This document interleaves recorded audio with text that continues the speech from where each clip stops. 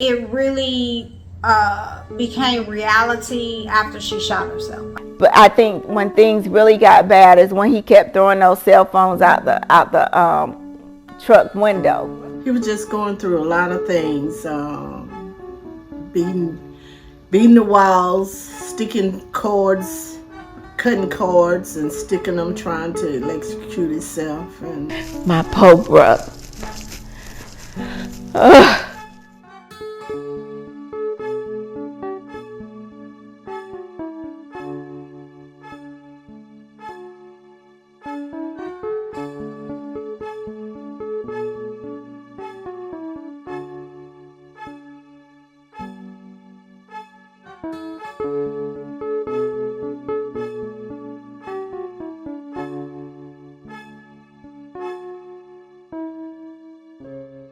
The toll that mental illness takes on someone is painful, draining, and in some cases, debilitating. And it's not just for the person suffering from the illness. That includes caregivers, friends, family, and in other more severe cases, the bereaved. One of these plants are a family member or someone that I've taken care of. So this is Kenneth, this peace lily over here. This is Kenneth. See how pretty and green he is? And the thought of her son, Kenneth Terrell Jones, brings a smile to Mary's face. He lived with her his entire life. Even as an adult, he was still her baby. But Kenneth, also known as Terrell, was troubled. Some would say tortured by the voices he would hear. He was never a people's person. He even would accuse me of certain things that he would like hear things or something. He was paranoid schizophrenic. My radio, he tore all, it was a brand new one. He tore all everything out of it except for where you cut it on at, because he said the FBI agents and federal agents that be flying in the sky and all that stuff, they were after him. So he put deadbolt locks on his doors. That's the back door, front door. He put a bell on the entrance door in case he could hear somebody coming in, you know, unbeknown to him, which that was not going to happen. But those are the type things that he would do.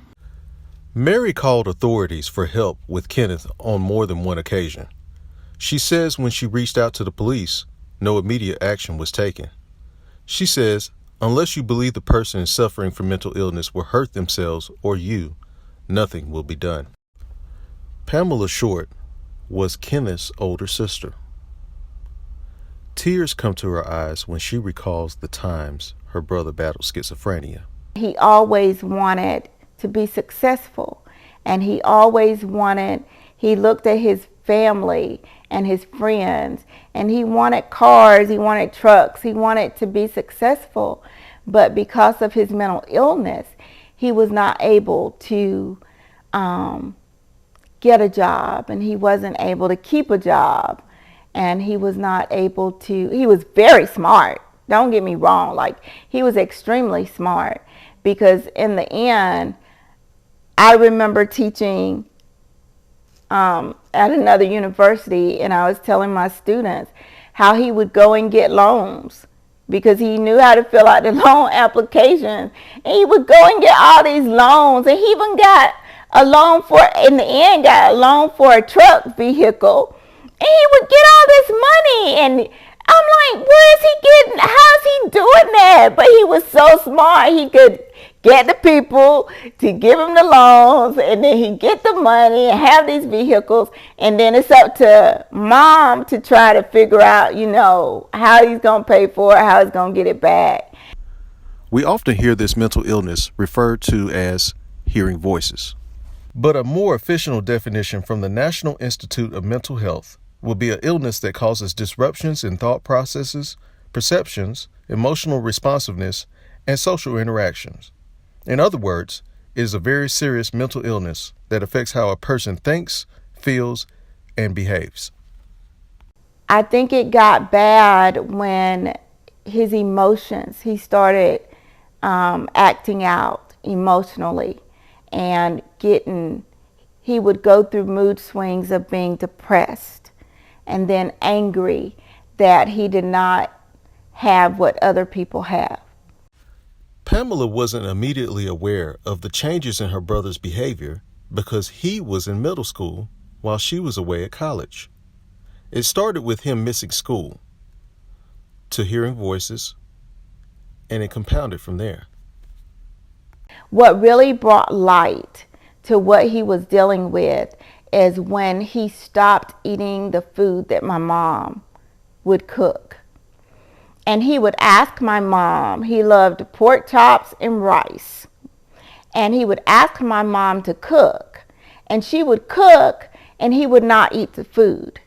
And he was thinking that she was putting something in his food that was making him sick. Pamela said she and her mom, Mary, later discovered that Kenneth, when he became an adult, had diabetes, and when he wouldn't eat all day, it would make him sick.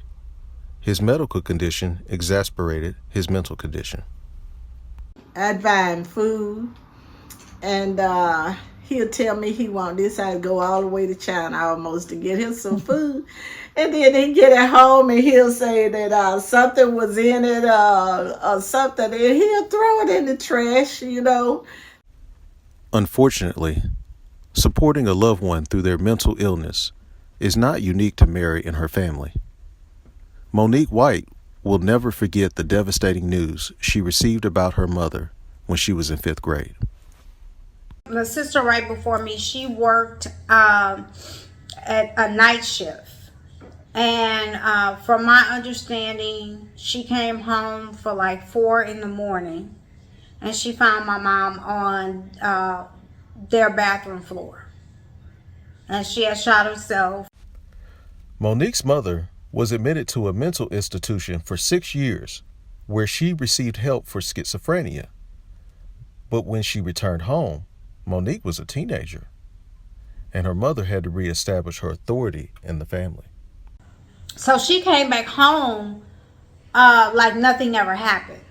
So when I got slick with her with the tongue, she immediately corrects me and let me know I might have been gone, but I'm your mama and you're not going to get smart. Sadly, Pamela and her family would not have a good outcome, but instead would suffer an incredible loss.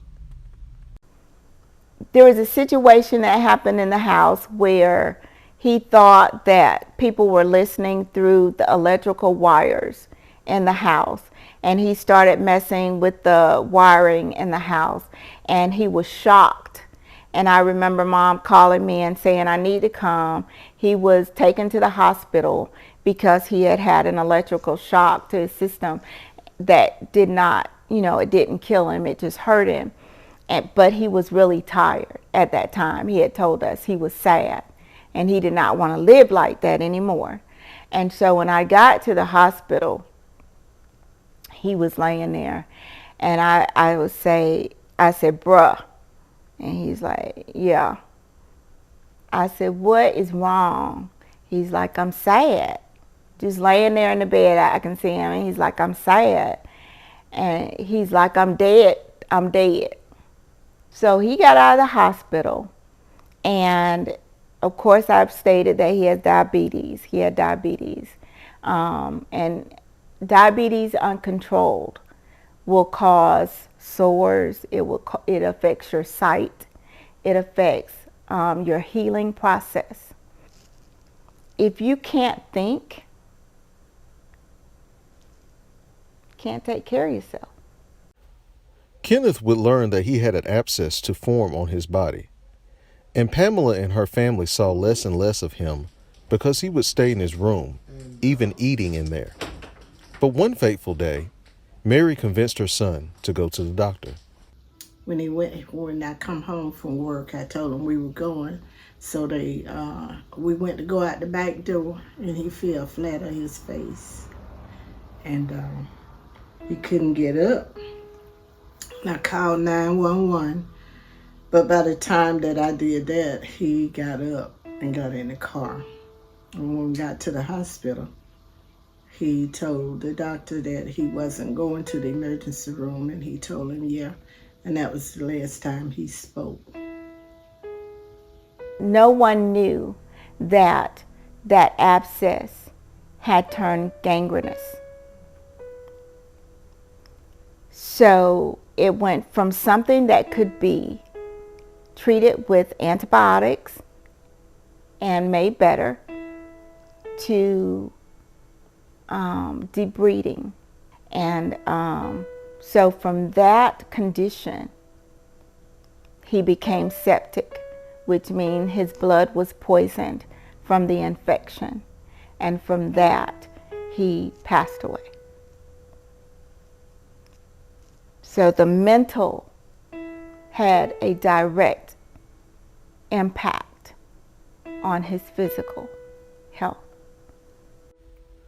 Following a 6-week hospital stay, Mary's baby and Pamela's brother was gone. He was 40 years old.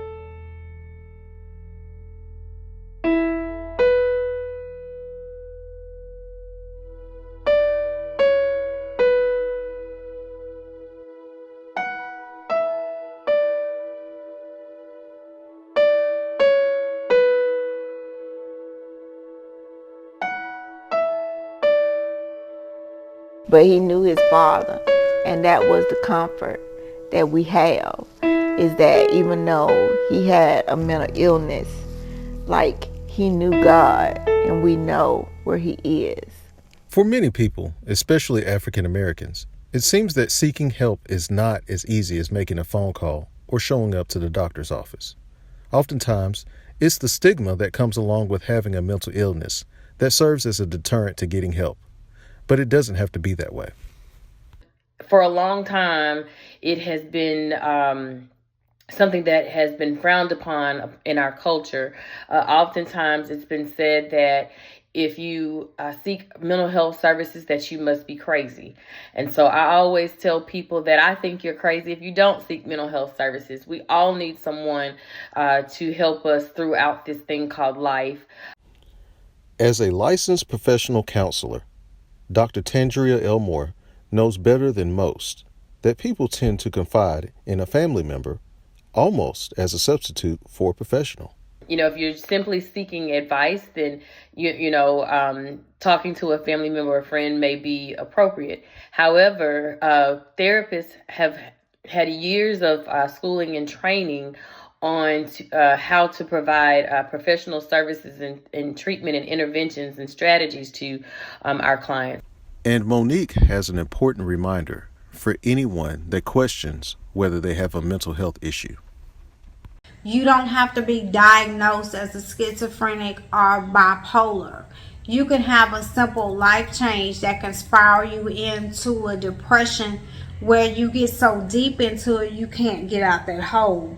So in my early 30s, I started having issues. I started going through some life changes, which was losing my sister suddenly. And then 8 months later, a very close friend of mine, when I first moved to Houston, she passed away 8 months after my sister. And on top of all of that, I was homeless. And I just went into a 2-year depression. Monique said She started pulling away from her family.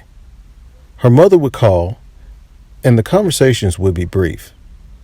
But then, her church pastor started to work with her.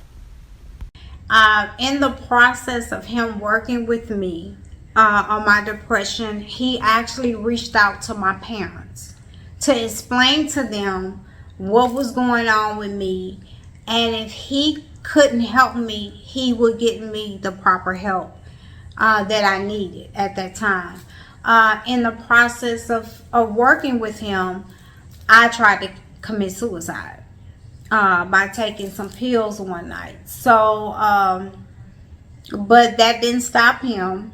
He continued to work with me, and somehow something clicked, and it changed my whole mindset on how I view life, how I dealt with certain things, because I would worry a lot, I would stress out a lot constantly. Monique is thankful he stuck with her and helped her overcome those issues. She is like many women Dr. Elmore sees at her office who decided to seek help. But Dr. Elmore would like to see more African American men make their mental health a priority. I do have a few men that will come in from time to time. They're not as consistent, it seems to be, as my female clients. But I do have some adult men that will seek services. If a majority of men are not seeking therapy, we have to ask if there are certain reasons why. How have their backgrounds influenced that decision? Where do they turn when they need help? We decided to go straight to the source to see if their experiences align with what Dr. Elmore and other therapists see in their offices. I don't think therapy helps. It'll help more if you had a relationship with that person you're talking to. You get what I'm saying? Like, just going in there and sitting down talking to somebody and dropping something deep on them. I don't see what you can leave with that's gonna help you.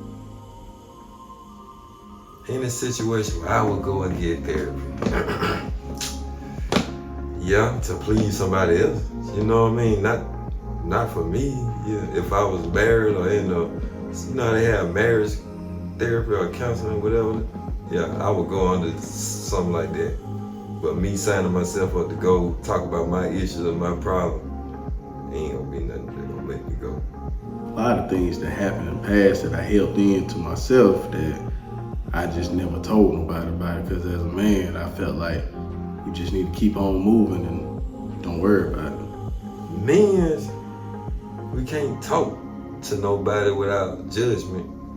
You know what I'm saying? And you just can't, man. You can't talk to nobody without judgment being passed. We can speak about it and talk about it, but it comes as we gotta open ourselves up.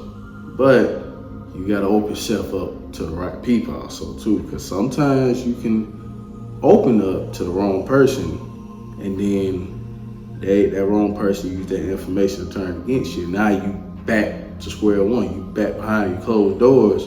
These days, you barely can talk to the person you with. And then, especially if something didn't happen to you in your past from a person you love, like your mother or father, if you can't, that a lot of people don't go to the therapy because if you can't talk to them, what make you think I can go and talk to this person that don't know me? She gonna listen because I'm gonna pay her. But you know what I mean? Like, she don't know me. She just gonna feel like she need to just agree with it and help me out, but she ain't. I feel like you gonna leave with what you came.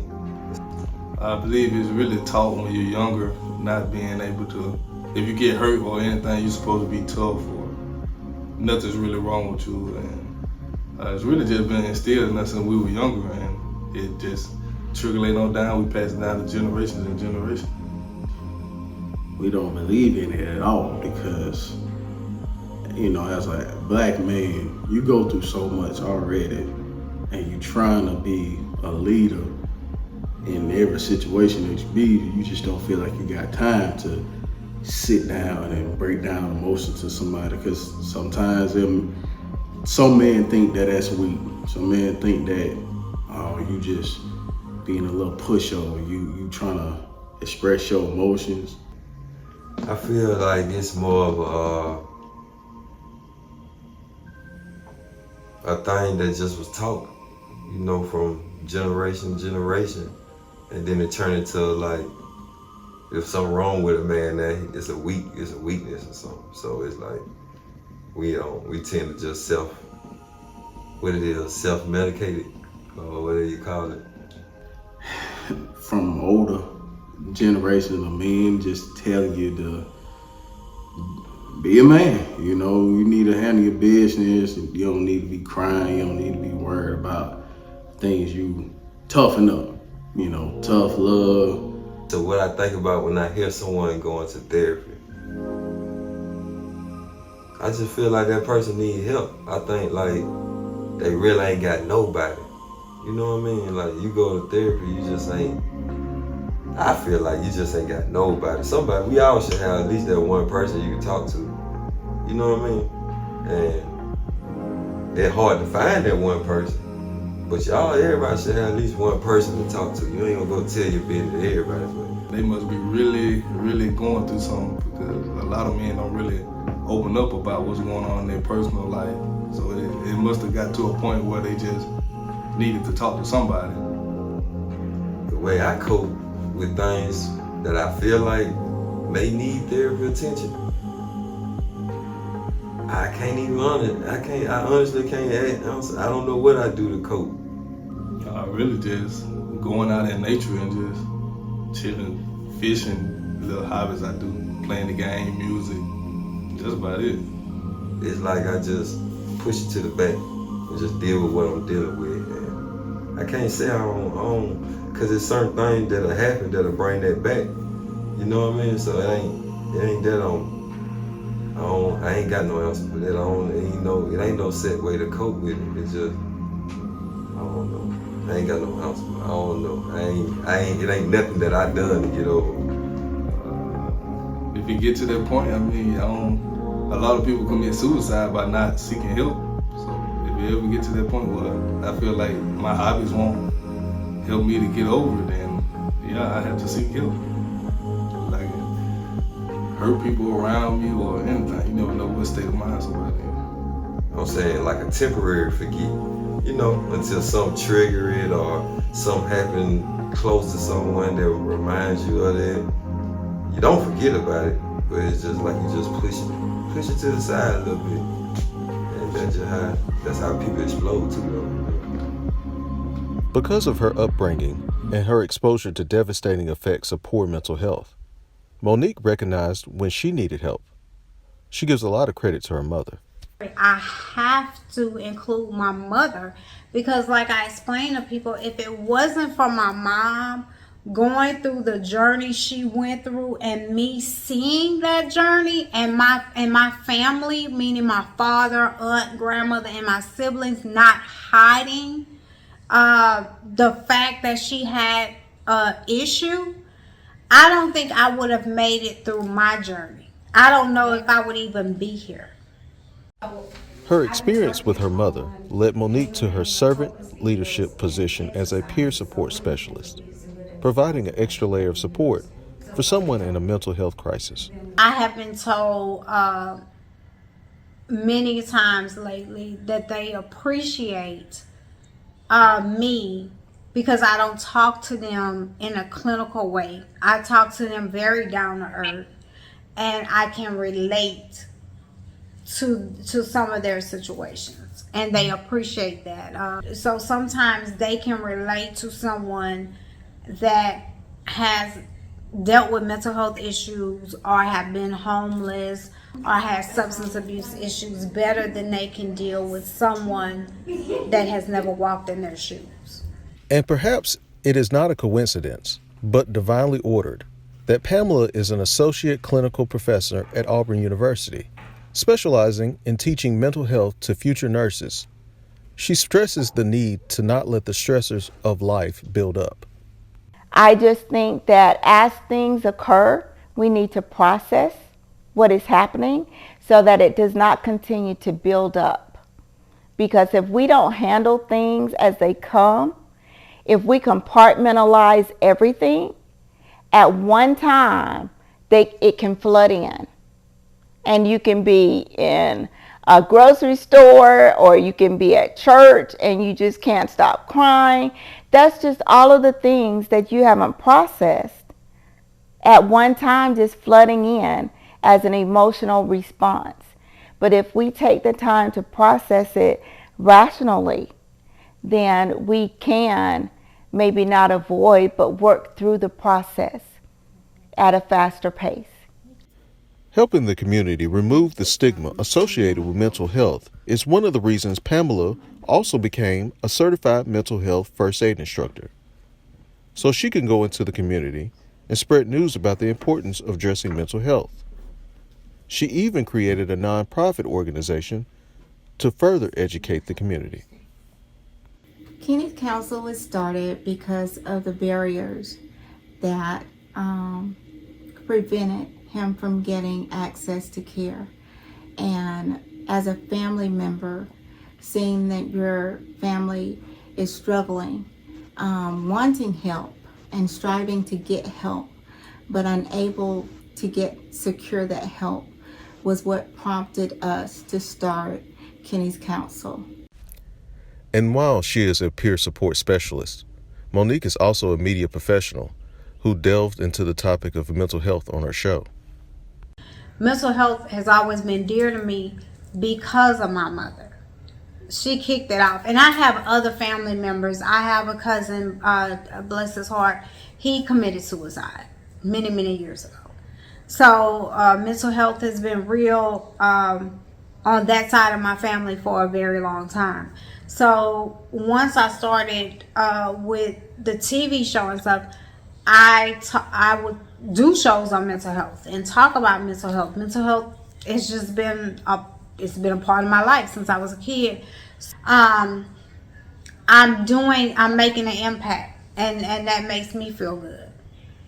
Because I can question myself on, are you doing the right thing? Did you say the wrong thing? You know, we're human, so we will do that. But it makes me feel good when I hear that. Through the trauma of witnessing a family member's livelihood deteriorate as a result of mental illness, to knowing your mother shot herself as you slept, to suffering with mental illness yourself, it does take time to recover, and you have to give yourself that time. Some people choose to pray and find comfort in a higher power. Prayer. And you have to really trust God that He's not short on His word. If you ask Him for help, He will show you or direct you in the way that you need to go.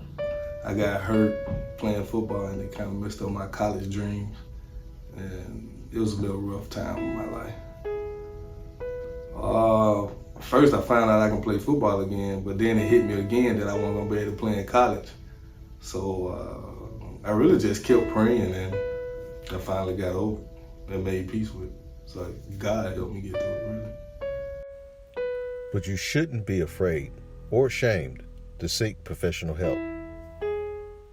In the African American community, many people think that, well, I can rely on my spirituality. I'll talk to my pastor and things of those natures. And I do encourage those things. However, the training is very different for pastoral counseling than a licensed professional therapist. And so I always tell individuals that you should have a pastor and a therapist, not one or the other. Recognizing that you need help is commendable. Understand that you're taking the most important step in gaining control of your life. One thing I can say about therapy is don't be scared about it. Don't get to the point where you're thinking you're doing it, that you're less of a man, because you're not. You're going through it and you facing your problems. And when you face your problems, you overcome your problems. I think it really started with a lot of people looking at social media and thinking it's bad for you to talk about what's going on with you, but I think you have to start with yourself and just boosting your confidence to let it out and talk to someone, and you can pass it out to your children and they pass it around, and maybe they can get their friends on board with it, and it'll start from there. So really start with yourself. If you ask yourself the question, should I seek mental health services? Then the answer is probably yes. Remember this: the power to heal lies within each of us. Let's rewrite the narrative, break free from stigma, reach out for support, and embrace the journey ahead. You're not alone. Countless hands are ready to lift you up. Let's transform victim into victor, and let your resilience shine as a beacon of hope. Together, as a community of thriving survivors, we can conquer any challenge. Your story matters, and it's just getting started.